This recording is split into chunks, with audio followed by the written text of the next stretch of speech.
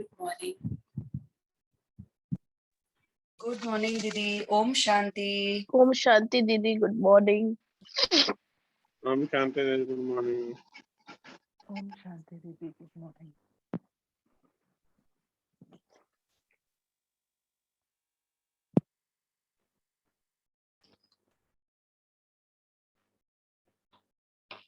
आज सुनेंगे 24 अगस्त 2021 बाबा के महावाक्य।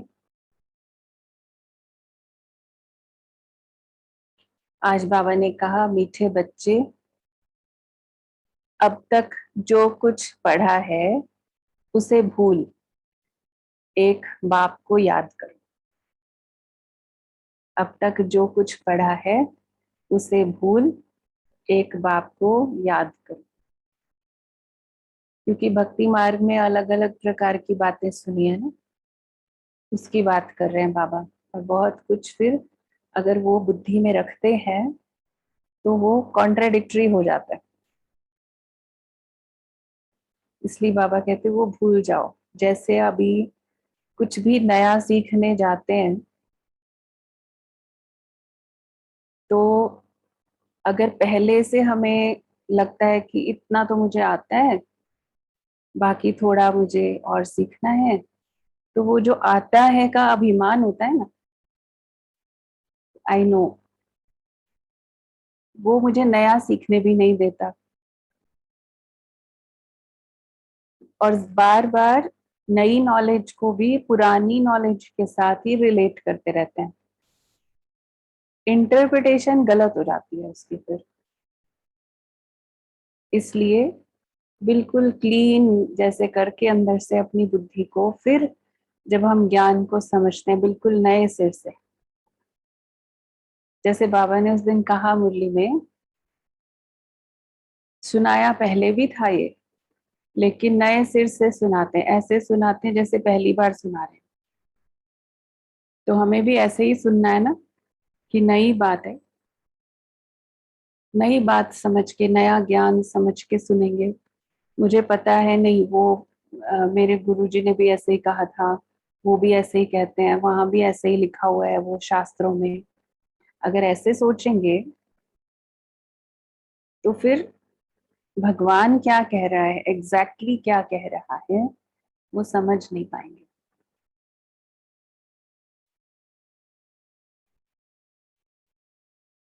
इसलिए बाबा ने क्या कहा, अब तक जो पढ़ा है उसे भूल, एक बाप को याद करो। प्रश्न है, भारत पर सतयुगी स्वराज्य स्थापन करने के लिए कौन सा बल चाहिए? उत्तर है पवित्रता का बल। तुम सर्वशक्तिवान बाप से योग लगाकर पवित्र बनते हो। ये पवित्रता का ही बल है जिससे सतयुगी स्वराज्य की स्थापना होती है। इसमें लड़ाई आदि की कोई बात नहीं। लड़ाई से तो हो ही नहीं सकता है ना स्थापना। ज्ञान और योग बल ही पावन दुनिया का मालिक बना देता है।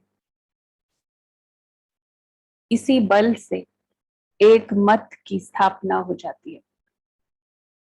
सतयुग के लिए हम कहते हैं ना, एक धर्म, एक राज्य, एक भाषा, एक मत। अब वो एक मत कैसे स्थापन होगी? वैसे घर में अगर दो लोग भी हो, सिर्फ दो भी हो, तो भी एक मत नहीं होती है। दोनों की अपनी अपनी मत होती है। और वहां पूरी राजधानी में एक मत, ऑर्डिनरी बात नहीं है। क्यों एक मत? क्योंकि इस वक्त जो आत्माएं एक की मत पर चल रहे हैं, एक बाबा की मत पर चल रहे हैं, श्रीमत पर चल रहे हैं, सिर्फ वही जाएंगे ना। तो एक मत वाले ही जाएंगे। इसलिए पहले यहाँ पर वो वाली प्रैक्टिस करनी है। और उस सभी चीजों के लिए आधार क्या बताया बाबा ने? आधार है पवित्रता, फाउंडेशन। बाबा ने कहा पवित्रता का बल, ताकत है ये, दुनिया की किसी भी ताकत से बड़ी पवित्रता की ताकत है। चाहे कितनी बड़ी मैन पावर हो, इंटेलेक्चुअल पावर हो, साइंटिफिक पावर हो, धर्म की शक्ति हो, कोई भी प्रकार की पावर्स जो दुनिया में, अभी तो nuclear powers, atomic powers, brain की पावर्स, लोगों की किसी भी पावर से बड़ी पावर है प्योरिटी की पावर, पवित्रता का बल। और इसी से ही नई दुनिया की स्थापना हो सकती है। इसके आगे कुछ नहीं टिक सकता।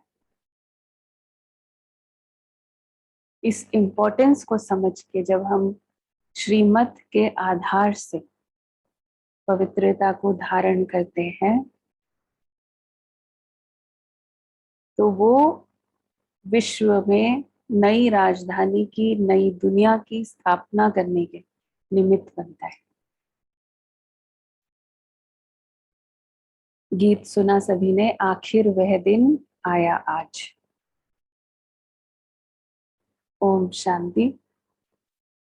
बच्चों ने गीत सुना। ये गीत कोई अपना बनाया हुआ नहीं है। जैसे और वेदों शास्त्रों का सार समझाया जा रहा है, वैसे ये भी जो गीत बनाए हैं उनका भी सार समझाते हैं। शुरू शुरू में तो सत्संग के रूप में शुरू हुआ ना। जब शिव बाबा ब्रह्मा बाबा में प्रवेश करते थे तो शुरू में मुरली भी नहीं कहते थे, गीता ज्ञान सुनाते हैं। गीता की ही बातों का जैसे एक्सप्लेनेशन, सारे शास्त्रों का सार सुनाना है ना भगवान ने। तो ऐसे बाबा कहते जैसे कि और वेदों शास्त्रों का सार सुनाते हैं, ऐसे ही अभी ये गीतों का भी सार सुना रहे हैं। बच्चे जानते हैं कि खिवैया व बागवान व सदगति दाता एक ही बाप है। भक्ति करते हैं जीवन मुक्ति के लिए, परंतु जीवन मुक्ति व सदगति दाता एक भगवान है। उसका अर्थ बच्चे ही समझ सकते हैं, मनुष्य नहीं समझते। मांग रहे हैं, मुक्ति मांगते हैं, जीवन मुक्ति मांगते हैं, लेकिन अभी वो ही भगवान आया हुआ है या सिर्फ एक ही है करने वाला, और वो एक कौन है नहीं पता है किसी को भी।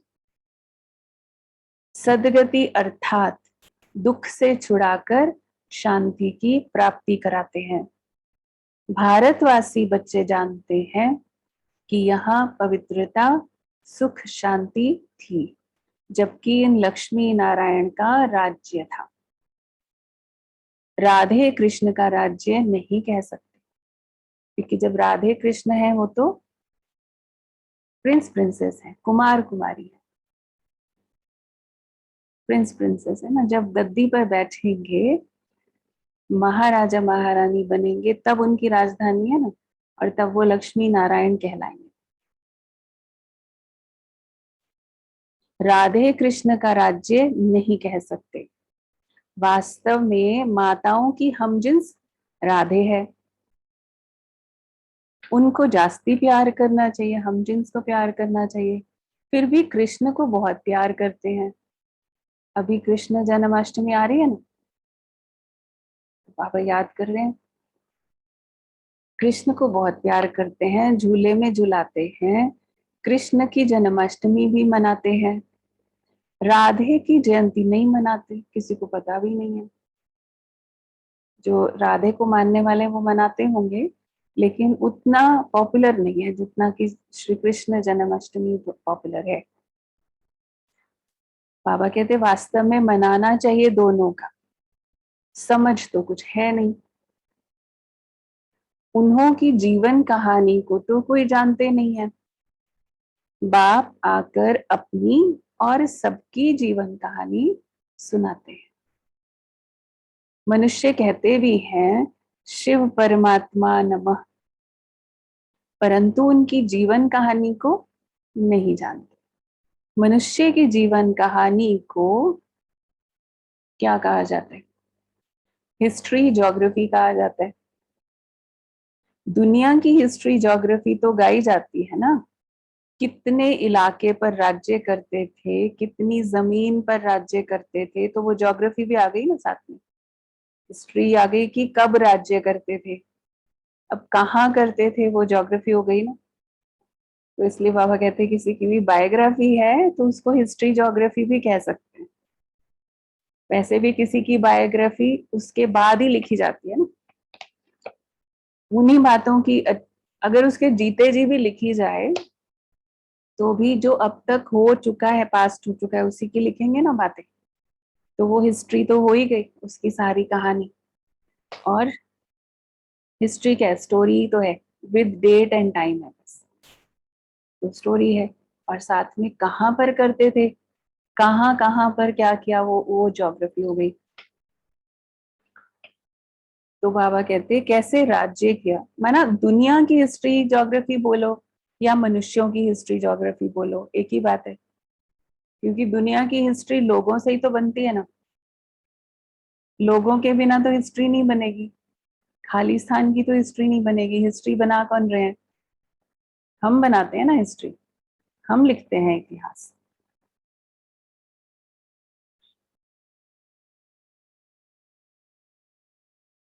कैसे राज्य किया, फिर वह कहाँ गए, ये बातें कोई नहीं जानते।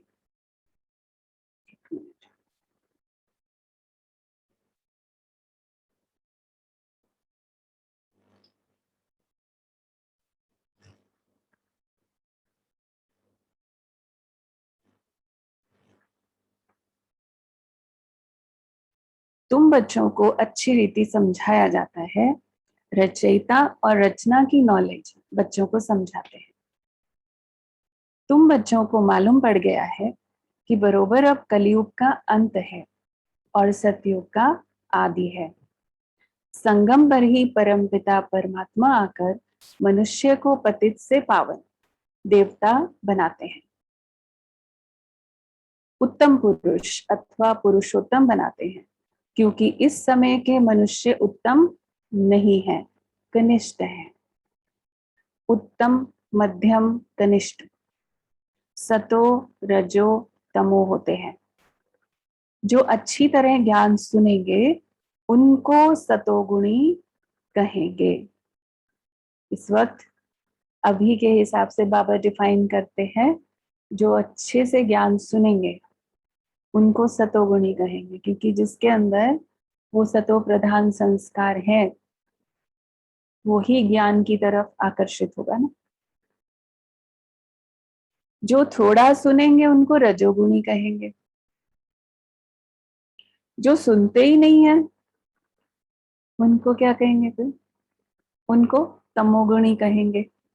पढ़ाई में भी ऐसे ही होता है ना, स्कूल एक ही होता है, टीचर एक ही होता है, पढ़ाई एक ही होती है, सिलेबस सेम होता है, सब कुछ सेम होता है, लेकिन वहां भी ऐसे ही होता है, नंबरवार। तुम बच्चों को सतो प्रधान पढ़ाई चाहिए, इसलिए सतो प्रधान लक्ष्मी नारायण बनने का तुमको ज्ञान दिया जाता है। नर से नारायण, नारी से लक्ष्मी बनना है। गीता के लिए भी तुम कहते हो कि ये है सच्ची गीता, तुम लिख भी सकते हो ये है सच्ची गीता पाठशाला, अर्थात सत्य नारायण बनने की कथा अथवा सच्ची अमर कथा, सच्ची तीजरी की कथा। चित्र तो सब तुम्हारे पास है, इनमें सारा ज्ञान है। ये जो कथा है, ये जो सुनाई जा रही है, इसमें सारा ज्ञान है। तुम बच्चे अब प्रतिज्ञा करते हो कि हम प्रजापिता ब्रह्मा कुमार कुमारियां, अपनी प्रतिज्ञा लिख लो। हम प्रजापिता ब्रह्मा कुमार कुमारियां भारत को सतो प्रधान स्वर्ग बनाकर छोड़ेंगे। फिर से रिपीट करती हूँ, आप भी रिपीट करो अपने अपने स्थान पर। हम प्रजापिता ब्रह्मा कुमार कुमारियां भारत को सतो प्रधान स्वर्ग बनाकर छोड़ेंगे। तुमको इत्तला करनी है, खबर करनी है, सबको मना इन्फॉर्म करना है। गांधी जी मना सबको ये बात इन्फॉर्म करनी है कि हम इस भारत को स्वर्ग बनाकर ही छोड़ेंगे। सिर्फ अपने तक सीमित नहीं रखना है, बताना है कि हम अभी क्या कर रहे हैं। गांधी जी भी पावन राज्य चाहते थे, तो जरूर अब पतित राज्य है। यह कोई समझ नहीं सकते कि हम खुद पतित हैं।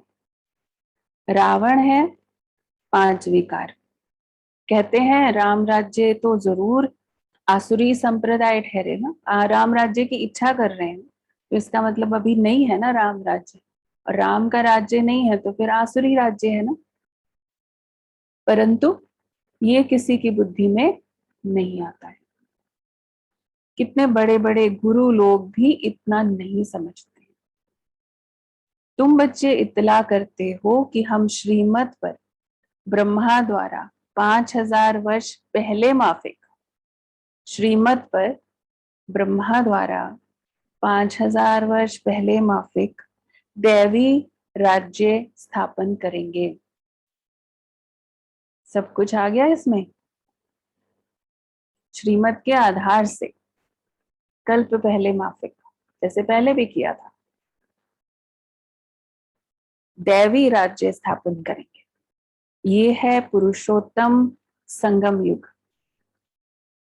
जबकि कनिष्ठ पुरुष से सतो प्रधान पुरुष बनते हो, कहा बिल्कुल कनिष्ठ लोएस्ट, और सतो प्रधान बनते हो। मर्यादा पुरुषोत्तम आदि सनातन देवी देवता धर्म ही है। अब एक ही देवी देवता धर्म की स्थापना होती है, फिर दूसरे धर्म होंगे ही नहीं। तुम बच्चे सिद्ध कर समझाते हो कि सतयुग में एक धर्म, एक ही राज्य था।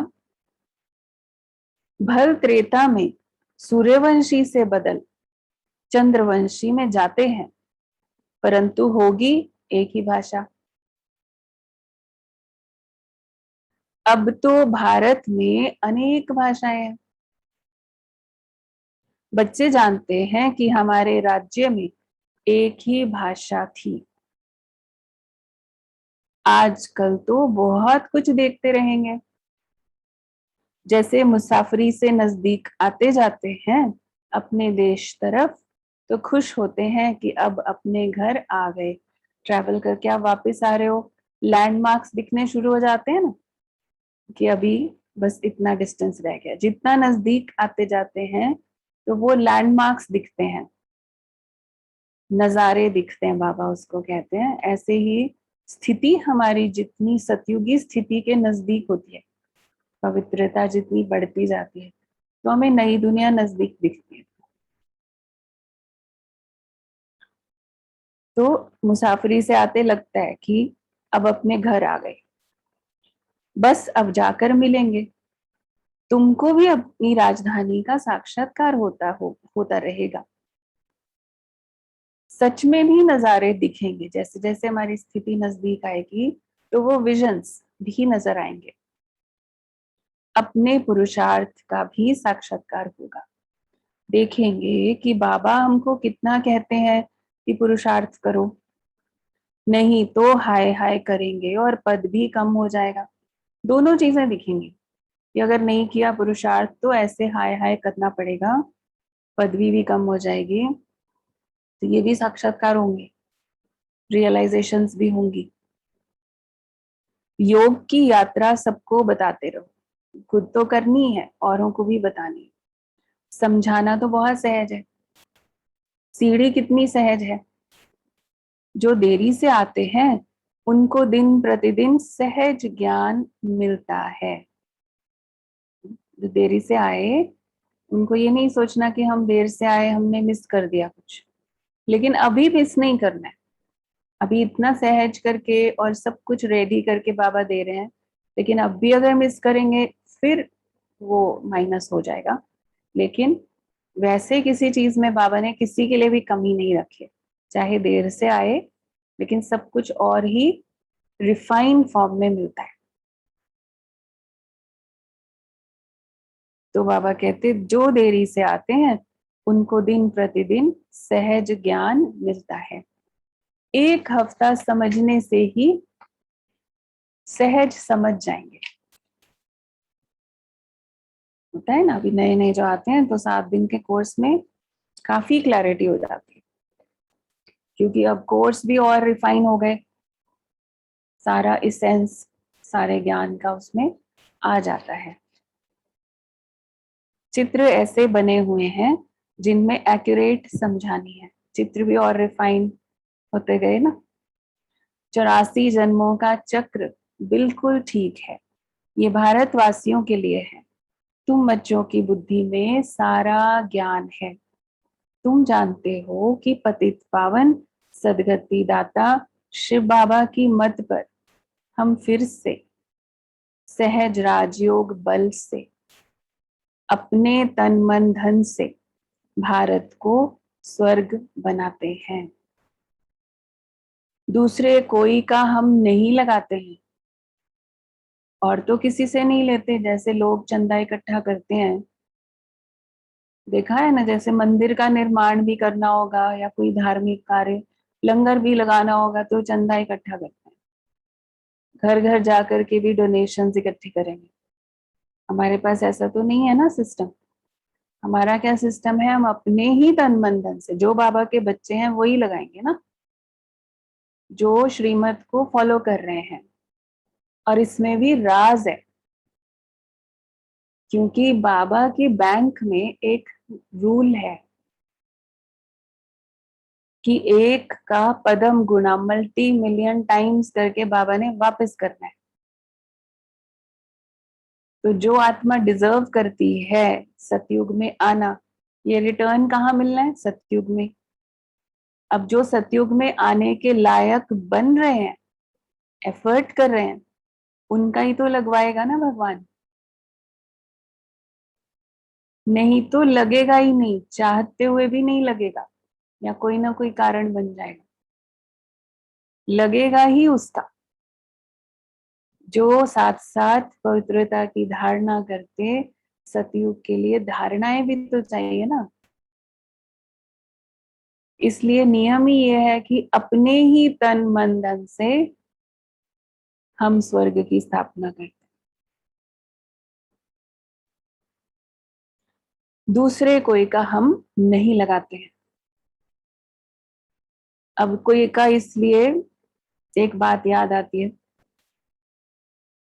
साकार बाबा के समय की बात है कि एक बहुत रिच व्यक्ति, सिंधी बिजनेसमैन बड़ा, तो वो आया करता था बाबा से मिलने। जैसे भावना होती है, ज्ञान नहीं समझता था सारा, लेकिन भावना से, जैसे श्रद्धा से आते हैं, डिवोशनल फीलिंग। तो वो आता था तो वो सहयोग देता था, धन का भी सहयोग देता था। तो बाबा उसका बहुत अच्छे से रहने का अरेंजमेंट करते थे, जैसे वीआईपी अरेंजमेंट। और फिर जाते समय उसको बहुत सी सौगातें, बहुत से गिफ्ट्स दे करके उसको भेजते थे। तो ऐसे कुछ कुछ होते हैं बाबा के बच्चे ना, जिनको संकल्प आता है कि देखो ये ज्यादा कर रहे हैं ना, तो इसलिए इसको ज्यादा केयर किया जा रहा है। यहाँ भी ऐसे ही होता है और जगह होता है जैसे। तो ऐसे बाबा के पास बात पहुंची तो बाबा ने फिर बहुत अच्छा गहरा राज बताया इस बात का। ध्यान से सुनना है, इस बात को समझना है। बाबा ने ये कहा कि वो आत्मा जो भी, अब वो ज्ञान में नहीं चल रहा, वो आत्मा पवित्र बनने का पुरुषार्थ भी नहीं कर रही, धारणाएं नहीं कर रही। अब वो जो करता है यज्ञ में, तो बाबा को उसका रिटर्न देना है। और सतयुग का रिटर्न वो डिजर्व नहीं करती आत्मा, क्योंकि वो पुरुषार्थ ही उस हिसाब का नहीं है उसका। इसलिए बाबा यहाँ का यहाँ ही वापस कर देता है उसको। उसको गिफ्ट्स दे करके, उसको अच्छा अरेंजमेंट दे दिया, अच्छा रूम दिया, सब कुछ अच्छे से अच्छा दिया, तो उसको यहाँ का यहाँ ही वापस करने से, क्योंकि बाबा है, भगवान है, किसी का रखता नहीं है,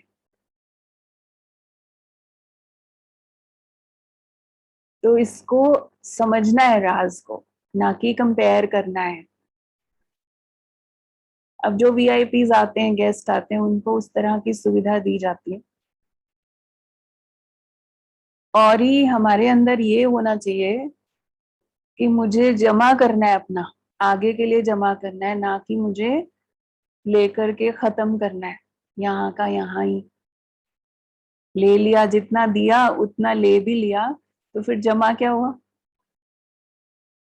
जमा नहीं हुआ ना फिर तो इसलिए ये राज है, हर बात के राज है। इसीलिए यहाँ पर वो सिस्टम नहीं है डोनेशंस का और बाहर से चंदा इकट्ठा करने का। अगर करें तो बड़ा सहज हो जाए ना, लेकिन नियम है, बाबा ने कहा बूंद बूंद से तालाब भरना है, और बच्चों का ही जो सतो प्रधान बनने का पुरुषार्थ कर रहे हैं उनका ही लगना है यज्ञ में, थोड़ा थोड़ा थोड़ा सबका करके। इस तरह ही यज्ञ बनाए ना शुरू से लेकर। फिर बाबा कहते अपने ही तन मन धन से हम सेवा करते हैं, जितना जो करेंगे वह अपने भविष्य के लिए बनाते हैं। तुम ही घर के भाती हो, तुम्हारे से ही बाबा सतयुगी स्वराज्य स्थापन करा रहे हैं। घर के भाती हैं, फैमिली मेंबर्स हैं, खर्चा भी तुम ही करेंगे। ये भी नहीं सोचना कि उनका लगवाएं उनका लगवाएं, मुझे करना है अपना अपना। हमें भाग्य बनाना है ना, तो भाग्य बनवा रहे हैं बाबा। बाबा कहते खर्चा तुम ही करेंगे, तुम्हारा कोई जास्ती खर्चा नहीं है। दूसरी बात यह है कि हमारे पर्सनल खर्चे बहुत कम हो जाते हैं ना जब हम बाबा के बच्चे बनते हैं, तो सिंप्लिसिटी आती है लाइफ में। अच्छा, खाना भी खुद ही बनाना है, बाहर का खाना नहीं है। नहीं तो हर दूसरे दिन लोगों को लगता है कि चलो बाहर खा के आओ, कई जगह से फिर फैशन, कपड़े, जूते, मिनिमम रिक्वायरमेंट्स हो जाती, सब कुछ में मिनिमम रिक्वायरमेंट्स हो जाती। दिखावा, शो ऑफ, उसमें लगी हुई है ना दुनिया। अगर पहले था भी तो वो भी रिड्यूस हो जाता है बहुत। तो बाबा कहते तुम्हारा तो खर्चा कुछ है ही नहीं। क्या है? बेसिक नीड्स ही तो है, बाकी तो हमें लगती ही नहीं जरूरत किसी चीज की। ये भी चाहिए वो भी चाहिए, लगता है? कोई नहीं लगता है। तो बाबा कहते तुमको सिर्फ शिव बाबा को याद करना है, कन्याओं को क्या खर्चा करना है। उसमें भी जो कन्याएं हैं, कुमारियां हैं, बाबा कहते उनके पास कुछ है क्या? बाबा बच्चों से क्या फी लेंगे? फीस थोड़ी देते हैं बाबा, कुछ भी नहीं। स्कूलों में तो पहले फीस की बात करते हैं, एडमिशन करने जाओ सबसे पहले फीस कितनी जमा करानी पड़ेगी। अभी तो पहले दिन भी बैठने देंगे तब जब पहले एडवांस फीस जमा होगी। वहां कितना पढ़ाई में खर्चा होता है उस स्कूल में। यहाँ तो शिव बाबा बच्चों से कैसे पैसा लेंगे। देखो दोनों पहलू, एजुकेशन फ्री है, सतयुग में जाने की, प्रिंस प्रिंसेस बनने की इतनी ऊंची पढ़ाई है और कोई फीस नहीं है। बाकी हमारे और भाई बहने भी आकर के पढ़े हैं, और भी जो सेवा की जाती है वो इसीलिए की जाती है ना, जो भी प्रोग्राम्स किए जाते हैं उसका कारण क्या है? हमारे जो भाई बहने जो कहीं कहीं छिपे हुए हैं उनको ढूंढना है, क्योंकि हमें उनके ऊपर तरस आता है कि वो भटक रहे हैं, उनको भी रास्ता दिखाना है। उसके लिए सेंटर भी चलाना है, सेंटर बनाना है, उसी के लिए है ना सारा सेटअप। या कोई प्रोग्राम कर रहे हैं, कुछ भी कर रहे हैं, जो भी खर्चा है वो किस लिए है? फीस तो नहीं है, उसमें भी यही है कि जो जितना कर सके अपना भाग्य बनाए। किसी के पास बिल्कुल भी नहीं होता, किसी के पास धन के रूप में नहीं है, वो अपना तन लगाता है।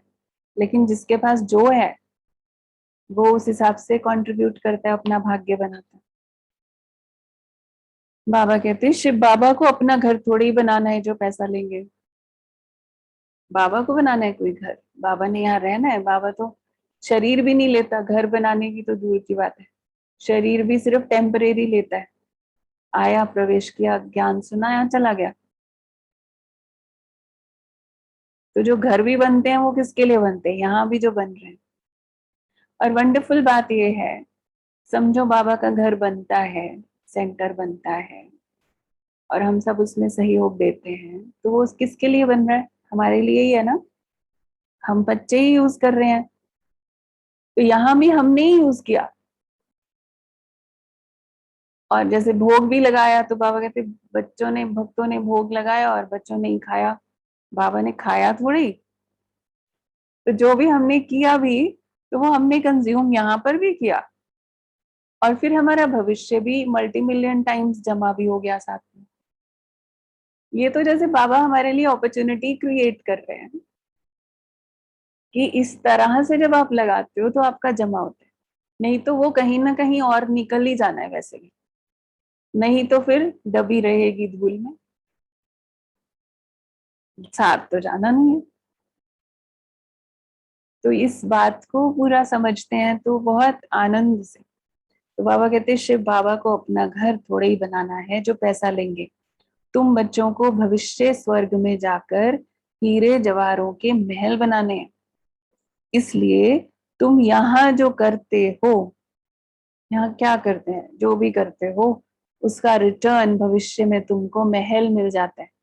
सुदामा ने क्या दिया?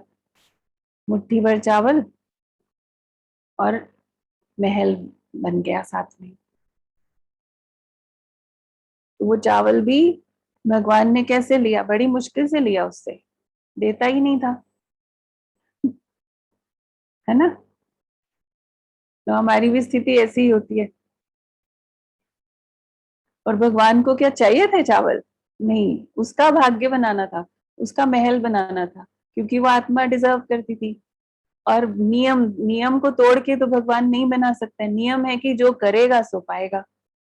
तो उससे जबरदस्ती करवाया कि उसके पास जो भी है उसका लगवाया, छीन के भी लिया। ऐसे ही दिखाते हैं ना, कितनी मुश्किल से दिया उसने। तो ऐसे ऐसे ही बाबा हमें इंस्पायर करते हैं ताकि हमारा भाग्य बना सके। सतयुग में हम कैसे आएंगे? नहीं तो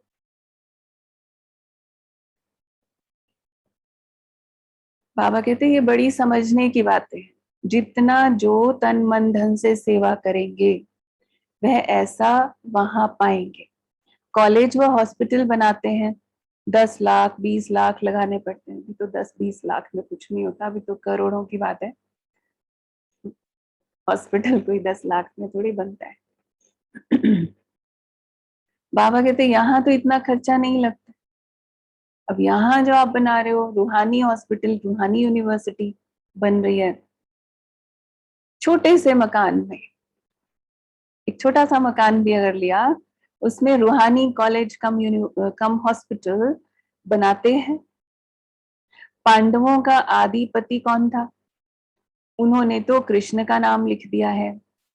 वास्तव में है निराकार भगवान, तुमको श्रीमत देने वाला भगवान है।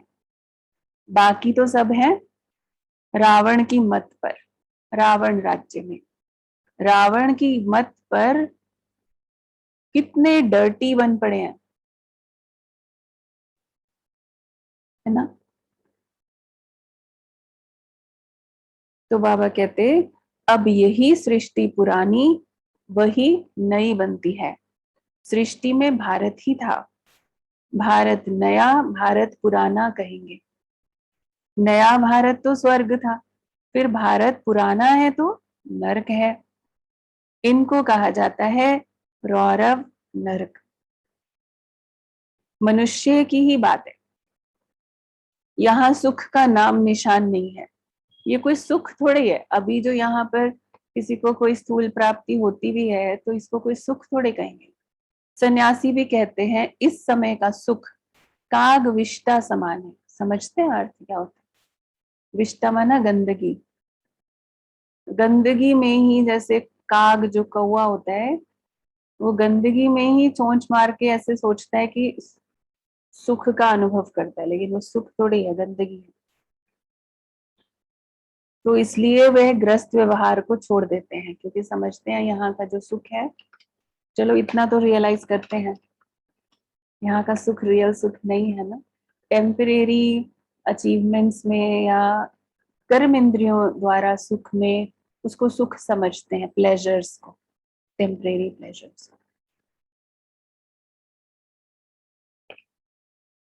तो बाबा कहते हैं वह स्वर्ग व सतयुग की स्थापना कर न सके, कृष्णपुरी तो परमात्मा ही स्थापन करते हैं। श्री कृष्ण की आत्मा और शरीर दोनों सतो प्रधान थे, इसलिए कृष्ण को बहुत प्यार करते हैं, क्योंकि पवित्र है ना। गाया भी जाता है, छोटा बच्चा ब्रह्म ज्ञानी समान है। छोटे बच्चों को विकारों का पता ही नहीं रहता है, सन्यासियों को फिर भी पता है, पता तो है ना, छोड़ा है उन्होंने लेकिन नॉलेज तो है ना। बच्चा तो जन्म से ही महात्मा है, बच्चों को तो पवित्र फूल कहा जाता है। नंबर 1 फूल कौन सा है? श्री कृष्ण, स्वर्ग नई दुनिया का पहला प्रिंस, जन्म लिया तो कहेंगे फर्स्ट प्रिंस। कृष्ण को तो सब याद करते हैं कि श्री कृष्ण जैसा बच्चा मिले। अब बाप कहते हैं कि जो बनना है सो बनो, जो बनना है सो बनो। सिर्फ एक कृष्ण थोड़े ही बनता है। अब कृष्ण जो नंबर 1 वो तो एक ही होगा, लेकिन सतयुग में और भी प्रिंस प्रिंसेस होंगे ना, और भी रॉयल फैमिली के मेंबर्स होंगे। तो बाबा कहते बन सकते हो ना। प्रिंस ऑफ वेल्स कितने बनते हैं? 1 2 3 चलता है ना आगे। अब सेकंड थर्ड होते हैं ना, तो यहाँ भी डायनेस्टी है। बाप के पिछाड़ी फिर दूसरे गद्दी पर बैठेंगे, पहले ब्रह्मा बाबा कृष्ण के रूप में, बाबा और मम्मा लक्ष्मी नारायण, उसके बाद फिर आगे राजधानी चलती रहेगी ना, लक्ष्मी नारायण 1 फिर 2 3 लाइक दिस।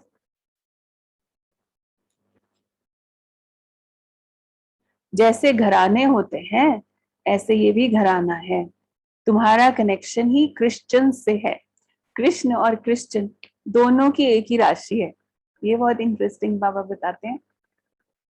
लेन देन भी आपस में बहुत चलती है, कभी उन्होंने लूटा कभी उन्होंने वापस किया, लेन देन चलती रहती है ना उनके साथ, क्रिश्चियंस के साथ। बाबा कहते हैं भारत से वह कितना धन ले गए, अब फिर दे रहे हैं, रिटर्न सर्विस कर रहे हैं, अभी रिटर्न सर्विस चल रही है। ये यूरोप वासी आपस में लड़कर खत्म हो जाएंगे। इस पर कहानी भी है, 2 बिल्ले लड़े, बीच में माखन बंदर खा गया, है ना कहानी। ये बात अभी की है। वह आपस में लड़ेंगे और राज्य भाग्य तुमको मिलना है। अब तुम बच्चों को अथाह ज्ञान है, तुम बच्चों की बुद्धि में है कि हम सब ब्रह्मा कुमार कुमारियां हैं। ऐसे नहीं कि हम गुजराती हैं, हम बंगाली हैं, बंगाली भी बैठे हैं, बंगाल वाले भी बैठे हैं, इधर गुजरात वाले भी बैठे हैं। लेकिन बाबा कहते हैं ये ध्यान नहीं रहना चाहिए, हम गुजराती हैं, हम बंगाली हैं। ठीक है, सुन रहे हैं सभी? गुजराती, बंगाली, सिंधी सारे मिक्स बैठे हैं ना इधर, सुनते हैं। तो कौन है हम? बाबा कहते हैं बस ये याद रहे कि हम सब ब्रह्मा कुमार कुमारियां हैं। हम एक बाप की संतान हैं। ब्रह्मा द्वारा शिव बाबा की श्रीमत पर फिर से हम अपना स्वराज्य स्थापन कर रहे हैं, ज्ञान और योग बल से। अब ये भी नशा है, ये स्मृति है तो नशा रहेगा ना, तो ये स्मृति भी रहे और नशा भी रहे। योग बल से ही हम पावन बनते हैं। आज बाबा पवित्रता के बल की बात कर रहे हैं ना। बाप है सर्वशक्तिमान, उनसे बल मिलता है। तुम विश्व की बादशाही लेते हो, लड़ाई आदि इसमें कुछ नहीं करते हो, सारा पवित्रता का बल है। कहते भी हैं कि आकर पतित से पावन बनाओ, तो याद का ही बल है। ऐसे नहीं कि वहां गोरख धंधे में जाकर सब भूल जाए। यहाँ सम्मुख तो ज्ञान सागर की लहरें देखते रहते हैं, नदियों में तो वह लहरें नहीं होती हैं। सागर की एक लहर कितना नुकसान कर देती है। जब अर्थक्वेक होगी तो सागर भी उथल खाएंगे। सागर को सुखाकर जमीन ली है, वह जमीन फिर कितने दाम में बेचते हैं। तुम जानते हो ये बॉम्बे ही नहीं रहेगी। आगे ये बॉम्बे थोड़ी थी, छोटा एक गावड़ा था। ये माताएं तो भोली हैं, ये इतना लिखी पढ़ी नहीं है। बूढ़ी बूढ़ी माताएं बाबा के सामने बैठी हैं तो बाबा उनको देख के कहते हैं कि ये तो भोली है, कुछ पढ़ी लिखी नहीं है। फिर अगली लाइन सुनो बाबा क्या कहते हैं, यहाँ तो पढ़ा हुआ सब भूलना है। तो और ही बाबा उन माताओं को कहते थे अच्छा है तुम पढ़े नहीं, क्योंकि पढ़ा हुआ जो है वो तो भूलना है। तुम कुछ नहीं पढ़े हो तो अच्छा है। पढ़े हुए मनुष्य समझने समय कितने प्रश्न करते हैं, कोई कोई तो इतने क्वेश्चंस करते हैं बात नहीं कुछ। क्योंकि वो दिमाग में पहले वाले लॉजिक्स ना, जो जो तमो प्रधान बुद्धि वाले लॉजिक्स, लौकिक दुनिया के gross knowledge, gross intellect, gross level पे देखते हैं हर चीज को, फिर वो सूक्ष्म पे जाना उनके लिए मुश्किल होता है। बाबा कहते कितना प्रश्न करते हैं, यहाँ तो सिर्फ बाप को याद करना है, किसी देहधारी मनुष्य को याद करने की बात ही नहीं। अच्छा प्रश्न भी पूछने हैं तो पूछो, लेकिन याद करने का जो सब्जेक्ट है ना वो इम्पोर्टेंट है। और इसका इतना ब्यूटीफुल कनेक्शन है प्योरिफिकेशन के साथ। क्योंकि अगर याद मेडिटेशन योग शुरू कर देंगे तो बुद्धि शुद्ध बनना शुरू हो जाएगी। तो बहुत सारे प्रश्नों के तो वैसे ही आंसर मिल जाते हैं, वैसे ही सॉल्व हो जाते हैं, जैसे जैसे बुद्धि शुद्ध होती जाती है। महिमा है ही एक बेहद के बाप की।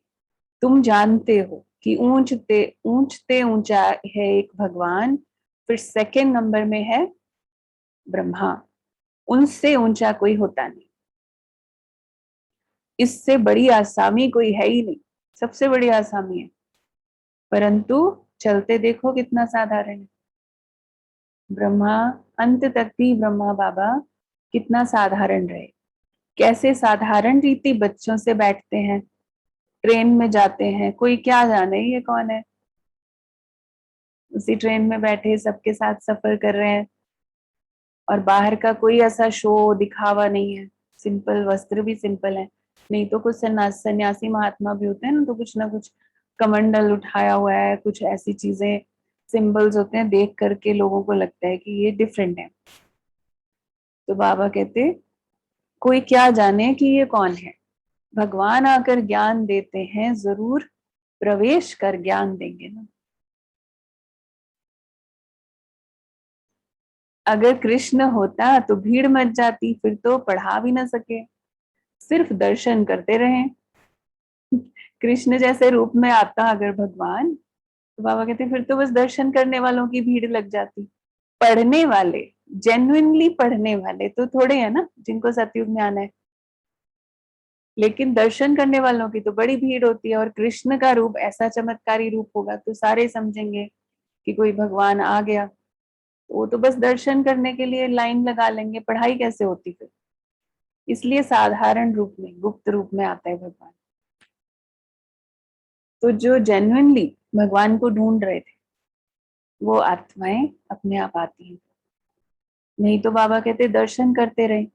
यहाँ तो बाप गुप्त साधारण वेश में बैठ बच्चों को पढ़ाते हैं। तुम हो इनकॉग्निटो सेना, गुप्त सेना। तुम जानते हो कि हम आत्माएं योग बल से फिर से अपना राज्य स्थापन कर रहे हैं। ये पुराना शरीर छोड़ जाए, नया गोरा शरीर धारण करेंगे। अब है आसुरी संप्रदाय, फिर बनेंगे दैवी संप्रदाय।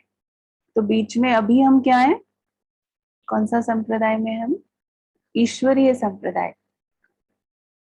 आत्मा कहती है कि हम नई दुनिया में दैवी शरीर धारण कर जाए राज्य करूंगा। तो अंदर में ये स्मृति रहती है ना, पढ़ाई करने वाले को, स्टूडेंट को ये याद रहता है कि मैं ये पढ़ाई किस लिए कर रहा हूँ, पढ़ करके क्या बनूंगा, है ना, ध्यान में तो रहता है ना। आत्मा मेल है, शरीर प्रकृति है। मेल चाइल्ड को वर्षा मिलता है ना, आत्मा मेल है। आत्मा सदैव मेल है, मेल फीमेल नहीं। बाकी शरीर हिसाब किताब से मेल फीमेल का मिलता है, जैसा जैसा हिसाब किताब है उसके अनुसार कभी मेल बनते हैं, कभी फीमेल बनते हैं। शरीर, आत्मा मेल है। लेकिन याद क्या रखना है, मैं अविनाशी आत्मा हूं। यह चक्र फिरता रहता है, कलयुग का विनाश भी जरूर होगा। विनाश के आसार भी अब सामने देखते हो, देख रहे हैं, या अभी भी लगता है अभी तो बहुत समय पड़ा है। वही महाभारत लड़ाई है जो जरूर भगवान भी होगा। महाभारत लड़ाई के आसार अगर नजर आ रहे हैं तो भगवान भी फिर आया हुआ है ना, ये तो श्योर है ना। किस रूप में, किस तन में आया है, वह तुम बच्चों के अलावा किसी को पता नहीं। कहते भी हैं मैं बिल्कुल साधारण तन में आता हूं, मैं कृष्ण के तन में नहीं आता हूं। खुद बता रहे हैं क्लियर, यही पूरे 84 जन्म लेते हैं ये ब्रह्मा की आत्मा। मैं इनके बहुत जन्मों के अंत के भी अंत में आता हूँ। 84 जन्म सूर्यवंशी घराने वाले ही लेते हैं, वही पहले नंबर में आएंगे। साकारी झाड़ और निराकारी झाड़ दोनों का तुमको सारा ज्ञान है। मूल वतन से नंबरवार आत्माएं आती हैं।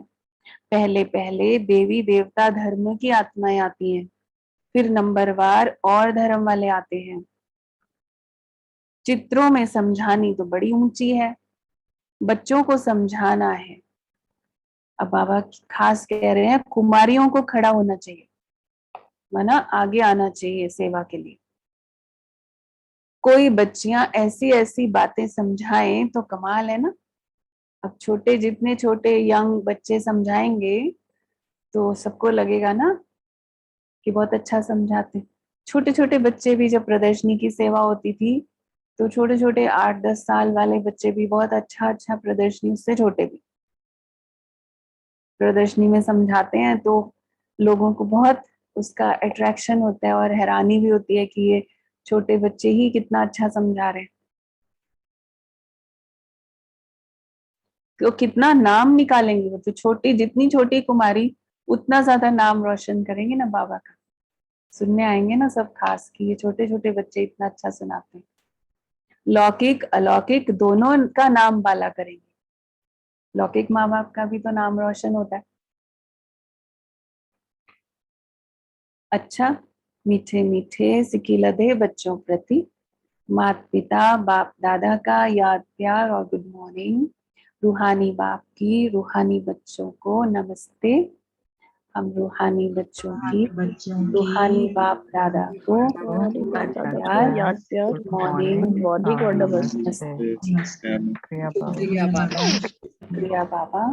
थैंक यू दीदी, थैंक यू बाबा। थैंक यू बाबा। धारणा के लिए मुख्य सार है, पहला है संगम युग पर श्रेष्ठ कर्म करके पुरुषोत्तम बनना है।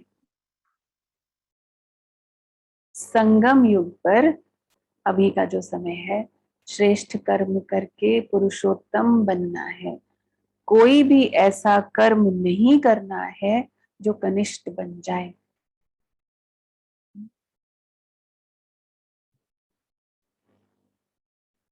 दूसरा है गुप्त रूप में बाप का मददगार बन भारत को स्वर्ग बनाने की सेवा करनी है। अपने ही तन मन धन से भारत को स्वर्ग बनाना है।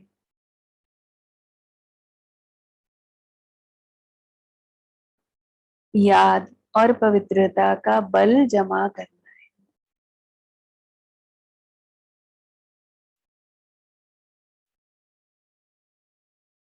वरदान है,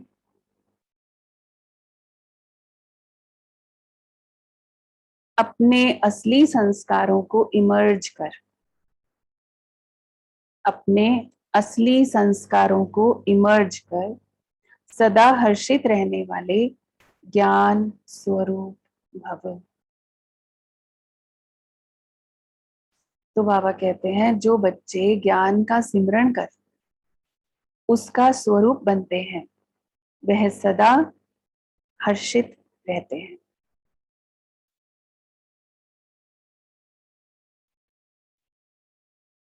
सदा हर्षित रहना है, ये ब्राह्मण जीवन का असली संस्कार है।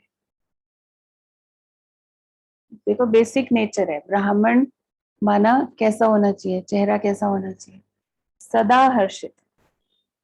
माना जिनको भगवान मिला है, भगवान पढ़ा रहा है, इतना ऊंचा भाग्य बन रहा है और फिर मुंह लटका हुआ हो तो अच्छा लगेगा? नहीं लगेगा ना अच्छा। और एक सुबह सुबह किसी को बता रहे थे भगवान आया हुआ है, हम भगवान से पढ़ते हैं, दोपहर को उसने देखा तो चेहरा ऐसे। ये भगवान पढ़ाने वालों का ऐसा हाल होता है। तो इसलिए बाबा कहते हैं ये तो सदा हर्षित रहना, ये ब्राह्मण जीवन का असली संस्कार है। दिव्य गुण अपनी चीज है, अवगुण माया की चीज है। जो संग दोष से आ गए हैं वो तो माया के संग से आ गए, लेकिन वो हमारी ओरिजिनलिटी नहीं है ना, हमारी अपनी चीज नहीं है। अब उसे पीठ दे दो और अपने ऑलमाइटी अथॉरिटी की पोजीशन पर रहो तो सदा हर्षित रहेंगे। कोई भी आसुरी व व्यर्थ संस्कार सामने आने की हिम्मत भी नहीं रख सकेंगे। माना अपने असली संस्कारों को इमर्ज रखना है, उसके लिए बार बार याद कराना पड़ेगा ना खुद को। ज्ञान स्वरूप भव, ज्ञान का स्वरूप हम एम्बॉडीमेंट। स्लोगन है, संपूर्णता का लक्ष्य सामने रखो तो संकल्प में भी कोई आकर्षण आकर्षित नहीं कर सकता। लक्ष्य संपूर्णता का है, 90% का भी नहीं, 100% का। संपूर्ण माना 100, 99.9 भी नहीं। तो लक्ष्य कौन सा होना चाहिए? 100% का। संपूर्णता का लक्ष्य सामने रखो तो संकल्प में भी कोई आकर्षण आकर्षित नहीं कर सकता। ओम शांति।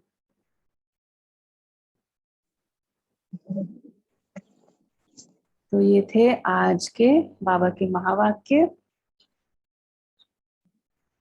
अभी 1 मिनट साइलेंस में बैठेंगे और फिर आज अभी जन्माष्टमी की मीटिंग करनी है, जन्माष्टमी के प्रोग्राम्स की, चाइना के प्रोग्राम की बात करनी है, लेकिन ऑनलाइन ऑफलाइन सब प्रकार की बात करेंगे। तो जो भी रुक सकते हैं वो प्रेजेंट रहे, बाकी चाइना वाले तो रहे ही।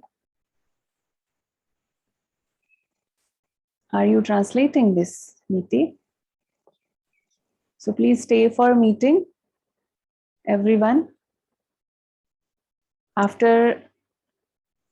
a minute of silence, Baba's remembrance. So I need a few minutes from all of you.